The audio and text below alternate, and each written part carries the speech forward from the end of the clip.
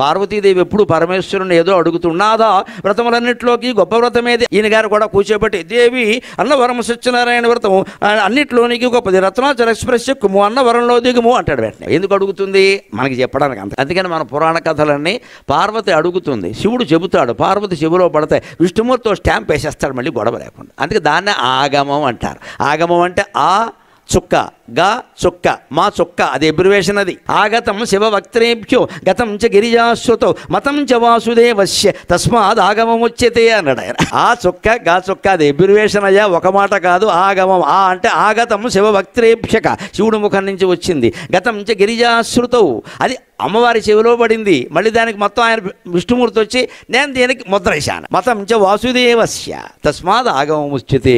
మన శాస్త్రాలన్నీ కూడా శివపార్వతుల నుంచి వచ్చాయి. విష్ణుమూర్తి ఆమోదించాడు, పార్లమెంట్లో ఆమోదించినట్టు. అంచేత శివకేశవులు ప్రధాన దైవాలు.